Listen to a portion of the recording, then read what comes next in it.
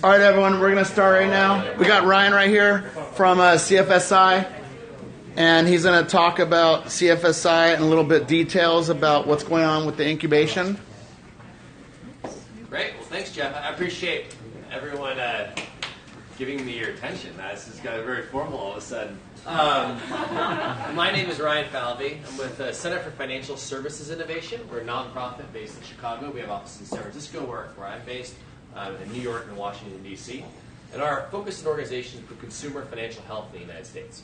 And that means helping consumers have more resilience for the face of when life throws different shocks your way, and have the ability to pursue opportunities that come in their life. We work through a network of about 150 financial institutions from across the country. It's everything from the biggest banks and big technology companies like Google and Amazon that have financial services businesses to really small, early stage fintech companies where I spend most of my time working, and credit unions, community-based organizations. There's a credit union here in LA called Mixed Credit Union, for example, that does small R loans in low parts of the city. One thing we do is we run a program called the Financial Solutions Lab, which is a $30 million 5-year partnership between ourselves and JPMorgan Chase. And every year we identify an issue that we want companies in this country to focus on, promote it, which is what I'm doing here right now, and we invite early stage companies, nonprofits to apply to join the lab. We get a couple hundred applications each year. We select 8 or 9 firms that we really want to work with over the course of about 8 months. We provide each of the companies $250,000, and then we put them in a program that's basically a series of about 6 meetings over that 8-month period to really help them to connect to each other, to connect to resources that can help them grow and scale, to connect to experts at CFSI, JPMorgan Chase, that network of financial institution partners, regulators, policymakers, and investors. This will be our 4th year of doing this program. We've now had 3 classes of companies come through, so about 26 firms we've worked with. Of those, they've raised about $300 million of follow-on capital. We're serving about a little over 2 million consumers right now, 2.5. We have 2 of them here in LA, Albert and Dave.com. The other 24 kind of for-profit, Digit is probably the furthest along companies. I'm a savings application. Called Eve, in which there's some cash flow smoothing, are now in Walmart, rolling their product to all of Walmart's consumers. We have some products that help people think about retirement, being able to buy your own pension. We have products that help low-income Americans figure out how to access the food stamps program, called Propel. We were the first investor in. They were a pre-product company when we came in, and now they're doing about 7-8% of the American food stamps market. Anderson Horowitz just led their Series A deal late last year. A company called Nova that helps consumers bring their credit scores abroad when they immigrate to the United States and access our financial services system here.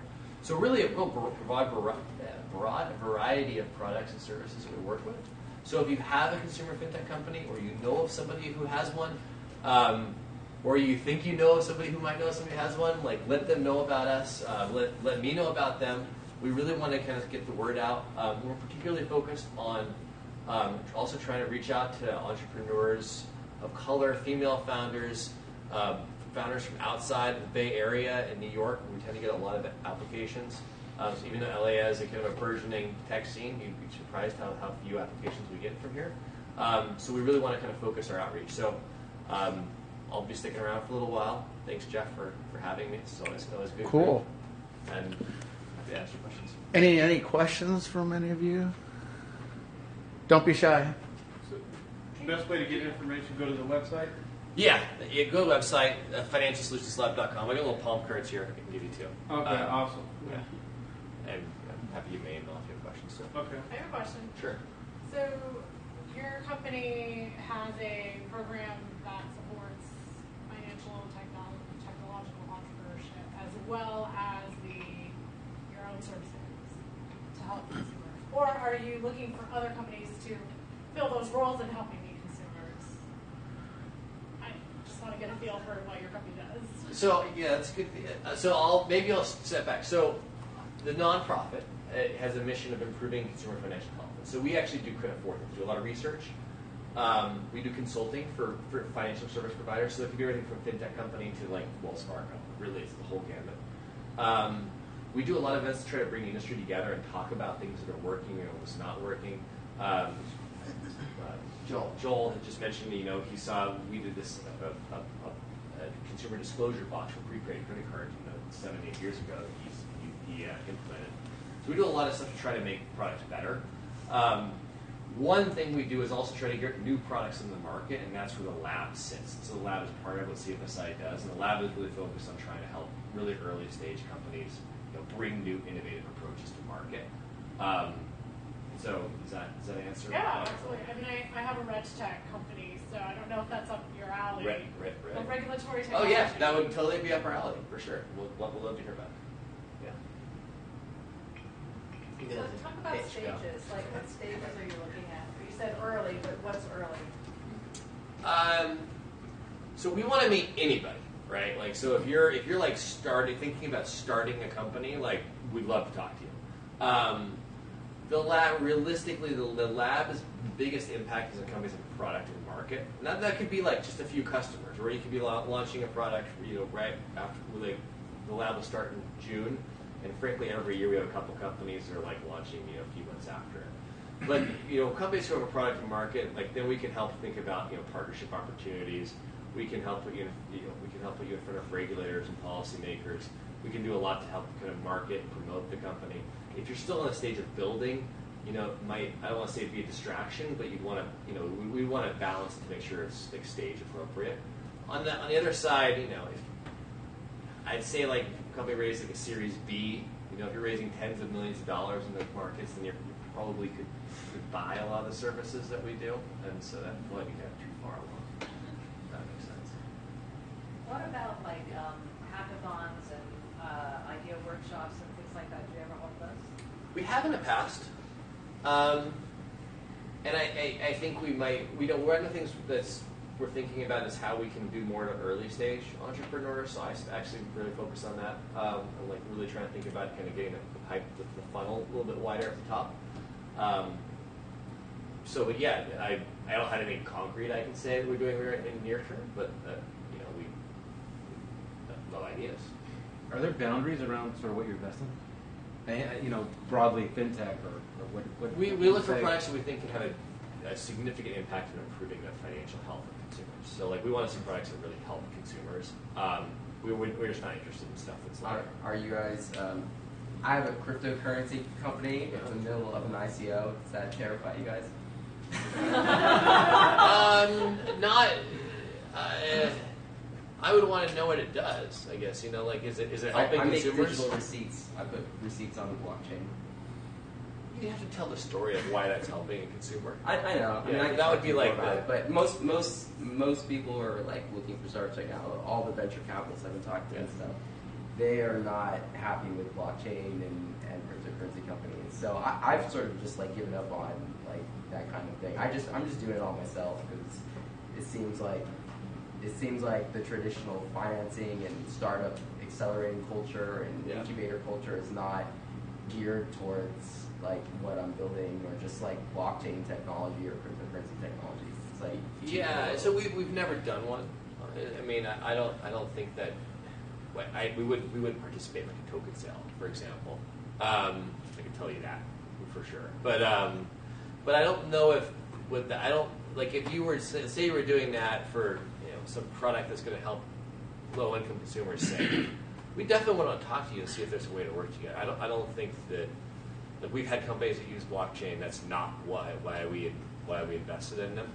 It's cool, just like it's cool that some companies use machine learning or text messages or have apps, but that's not the defining kind of decision. Yeah, I mean, my idea is that basically we produce too much in the world, more than we need to, because we don't reuse things that we have. So if we tracked the things that we have more, then people would be encouraged to reuse things, and then we would save globally on like reusing products instead of constantly making new things. Yeah. So that's what the purpose of like tracking things on the blockchain is, so you can more easily share things. And I'm happy to chat with you. I don't really see it. Yeah. Right. So is it like an incubator model? Like, what are the services you guys provide when you bring in a company? So we kind of think about we're like a full bit of a force multiplier for the founder. So we do kind of bucket into like four things we're really focused on. One is helping them understand financial services. It's a really complex space, and so we've got a number of partners who are law firms, regulatory advisors. We know a lot about the space, so we can really kind of help with that. Partnership opportunities. So if there's a way of partnering with a bigger player, like we want to be part of that conversation, helping them make their product better for consumers. That's where our focus is, and we have a lot of resources to try to do that. Part of the program I think also creates a degree of camaraderie amongst the founders, which is good for they can help each other. Or at this point, they all have a lot of resources there. And then we'll definitely help with capital raising. At this point, we've been pretty successful there. It's not something we focused on, but it's kind of necessary thing to help our firms with.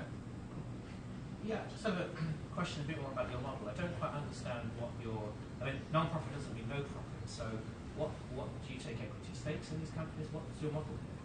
So we use a convertible note, and so typically we'll price the note kind of based on wherever the company's at in their life cycle, or we'll just leave it open if they're going to raise money in the near future.